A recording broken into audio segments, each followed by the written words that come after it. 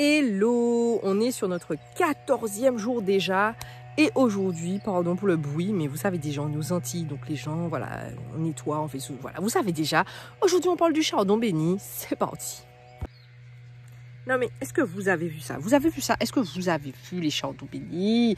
Le chardon béni est beau. Avant ça, on va voir le nom scientifique, l'origine, et puis après, on va voir à quoi ça ressemble. Nom scientifique, Eryngium foetidum. Mon Dieu, vous savez, je vous mets ça là, j'ai pas fait latin L1, donc voilà.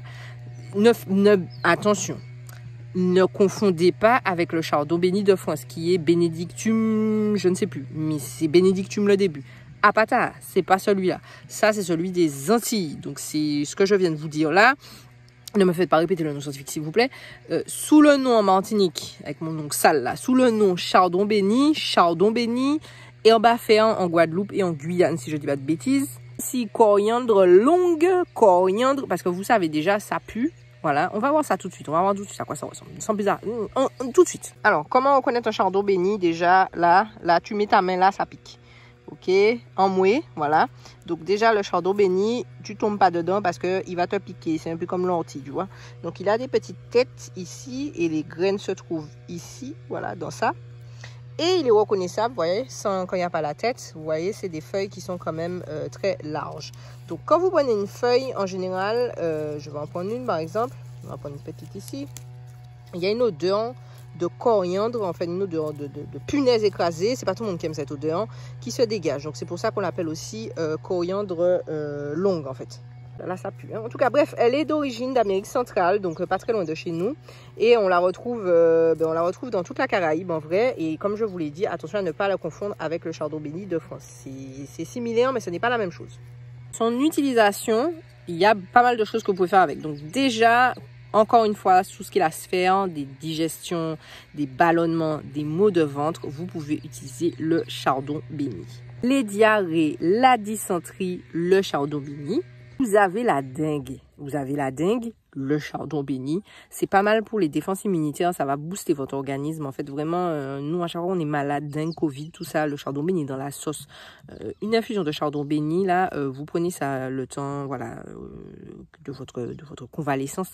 Je peux vous dire que vous allez galoper après, parce que c'est très, très efficace. Et herbe à pied qu'on connaît pas, nous, c'est chardon béni. En plus, ça coûte moins cher, ça pousse partout, les gars. Utilisez votre chardon béni, s'il vous plaît. Le chardon béni permet aussi de stimuler l'appétit. Vous êtes quelqu'un, vous avez du mal à manger, en fait, surtout pour par exemple les personnes âgées qui ont du mal à avoir l'appétit, donc à manger, n'hésitez pas à faire des tisanes de chardon béni, ça aussi c'est radical aussi pour ouvrir votre appétit.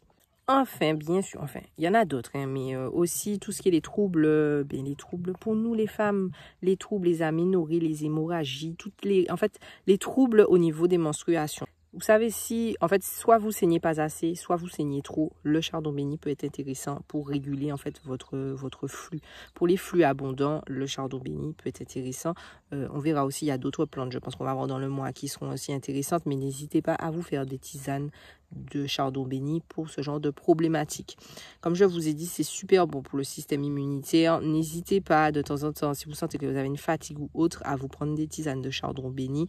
Vous pouvez aussi l'utiliser dans la cuisine. Nous, on l'utilise surtout quand on fait des plats un peu à connotation asiatique, ça peut être japonais ou chinois, si vous faites des soupes ou des choses comme ça, ou même si vous n'avez pas de coriandre, vous pouvez l'utiliser, c'est super bon, vous pouvez faire des pestos, vous pouvez faire plein de choses en fait.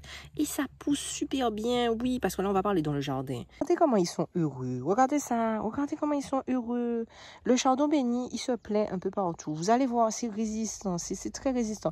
En général, vous avez trouvé des chardons bénis sur vos carrelages, et puis il va goumer, tu vois, il va vivre, il va faire sa vie, il va se battre. Donc, n'ayez pas peur, ne vous dites pas, ah, je n'ai pas l'espace pour le chardon béni, il va se débrouiller, Il n'y a pas besoin d'un sol riche, il aime bien les sols pauvres, il aime les sols calcaires, il s'en fiche. Donc, pour quelqu'un qui n'a pas la main verte, je vous invite à essayer le chardon béni, ça pousse tout seul, ça pousse tout seul devant chez vous. Donc, il n'y a pas de stress. Ça peut pousser en pot. Aussi, ça aime bien être en dessous des autres. Si c'est en dessous des autres, ça va pas forcément développer de si grosses têtes. Ça va rester un petit peu plus petit. Mais s'il est comme ça, seul au monde, il va s'exprimer. Vous voyez là, lui, il s'exprime. Là, il s'exprime, voilà. Donc, pas de stress.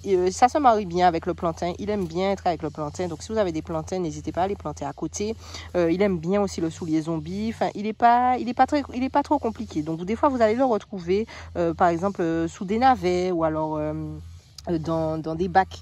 En fait, il va être là, il va être sous les feuilles, il va aimer sa fraîcheur. Donc par contre, oui, essayez de lui donner de l'eau parce si vous voulez des beaux chardons bénis, il faut qu'ils aient de l'eau. Voilà. Donc vous pouvez le laisser à l'abandon, il va se débrouiller. Mais si vous voulez beaucoup de grosses feuilles en fait comme ça, des grosses feuilles, pas des toutes petites feuilles, il faut qu'il ait de l'eau. Voilà. Du chardon béni là, hein, vraiment, je ne peux pas vous en dire plus. De toute façon, vous savez déjà, je vous mets tout ça en description. Arrête, ne toisez plus le chardon béni quand vous passez devant. Dites-vous, si vous avez la dengue, si un jour vous êtes au plus fond, vous savez déjà, quand vous êtes au fond, vous avez les courbatures, le moustique vous a piqué, vous avez les courbatures, même pour le Covid, hein, vous vous sentez pas bien, votre corps est en train de vous lâcher. Ayez le réflexe chardon béni, Avant d'aller chercher herba à picarada, tout ça là, vous avez ça devant votre porte. Bien sûr, faites attention qu'il n'y ait pas de voiture qui passe, etc. Parce que, bon, voilà, il ne faut pas prendre du chardon béni qui est pollué. Mais vous avez ça devant la porte. Donc, pensez-y. Voilà. Bon, je m'arrête là. Comme d'habitude, si vous avez aimé cette vidéo, un petit pouce, un petit partage à quelqu'un qui a des chardons bénis et qui ne les utilise pas. Les trucs sont en train de pourrir là. Voilà, ça lui fera toujours du bien. Et puis on se retrouve demain pour une nouvelle vidéo.